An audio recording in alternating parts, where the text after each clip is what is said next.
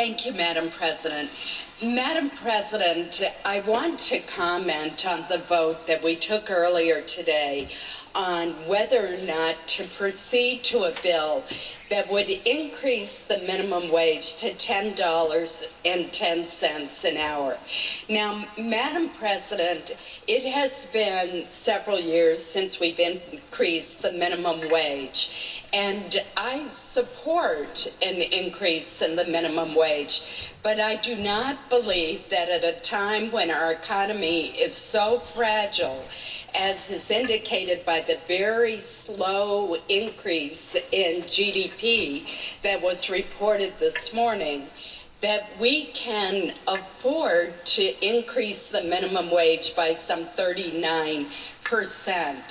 I would note, Madam President, that just a year ago, President Obama was suggesting that we should increase the minimum wage to $9 an hour.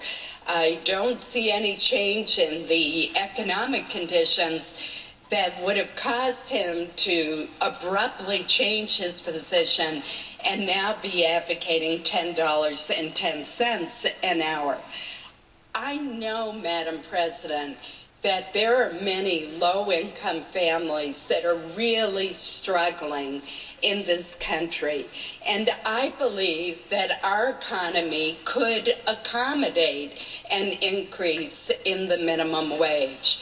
But the Congressional Budget Office, a nonpartisan entity, has told us that the consequences of going to $10.10 an hour would be a loss of some 500,000 jobs at a time when our economy simply cannot afford that kind of loss. Now, I have talked with numerous employers in Maine. They care deeply about their employees. They, in most cases, are willing and able to pay more. In fact, many of them do pay more. In fact, all of them pay more than the federal minimum wage, because Maine's minimum wage is $7.50 an hour rather than $7.25 an hour. So we're already above the federal minimum wage.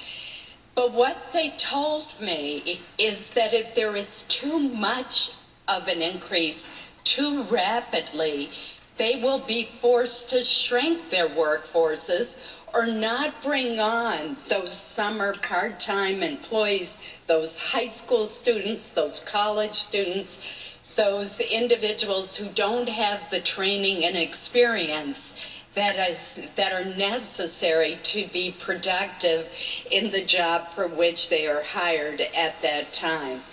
Madam President, there's a huge area of compromise available here between $7.25 and $10.10.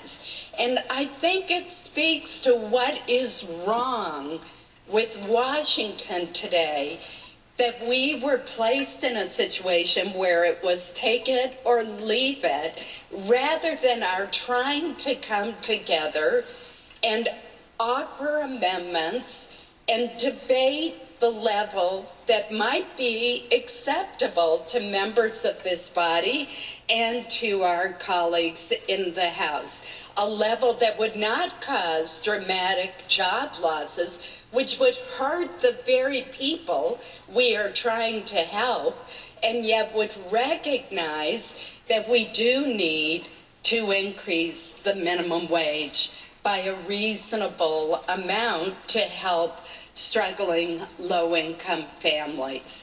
So, Madam President, I have to express my disappointment and frustration that we cannot seem to have a normal legislative process where ideas could be offered as amendment, as compromises between $7.25 and $10.10, where members could bring other ideas to the Senate floor on how we might spur job creation, on how we could improve job training programs, which is a huge issue in this country. I have talked to so many employers in Maine, particularly in the trades, that have jobs available but cannot find the skilled workers to fill those jobs. I had a terrific and enlightening meeting with union representatives from Bath Iron Works who told me that we need to do a better job at our community colleges in training workers for the great jobs far above minimum wage that exist at Bath Iron Works in my state. So there's so many ideas out there that would help us improve the financial condition of our low-income families, from increasing the minimum wage by an amount that did not cause massive job losses to improving our job training programs so that we can fix this mismatch between the jobs that are available and the skills that our workers have. I would note that the Department of Commerce Secretary testified that there are 4 million jobs that are unfilled nationwide because of that mismatch in available jobs and the skills needed to fill them. There are other proposals to give tax incentives to small businesses. We've allowed a very important tax incentive that encouraged hiring to expire at the end of last year. The Work Opportunity Tax Credit expired. Why not extend that not only to those groups who qualify now, but also to people who have been unemployed for a long time, to encourage employers to take a chance on them, to bring them back into the workforce where they want to be. We could also include other provisions. For example, I have a bipartisan bill with Senator Donnelly and Senator Manchin and members on my side of the aisle that would fix the definition of full-time work under Obamacare so that it would be 40 hours a week and not 30 hours a week. We would go back to the standard definition of 40 hours a week. There are tax incentives having to do with bonus depreciation and small business expensing that would encourage small businesses to make the investments so that they can hire more employees.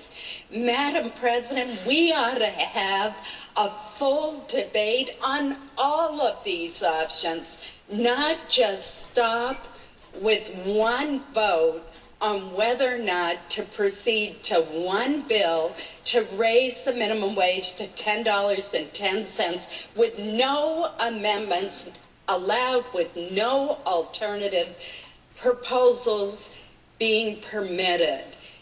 Madam President, I so believe that if we could get back to the normal way of doing business, that we would so much better serve the people of this country, including low-income workers who are struggling to get by.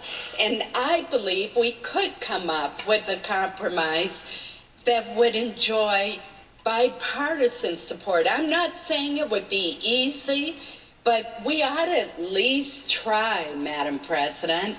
And I've talked with colleagues on both sides of the aisle who are willing to try, and we need to be given that opportunity, Madam President. Each and every member in this body cares about individuals who are working 2 jobs, who may have 2 minimum wage jobs because they're trying to support their families. I think that we could come together, but we can't come together unless we are allowed to offer alternatives, to fully debate the issues, and to bring forth ideas to improve our job training programs and to encourage the creation of more jobs as well as better paying jobs in what unfortunately remains a very anemic economy. Thank you, Madam President. Madam President, I would suggest the absence of a quorum. The clerk will call the roll.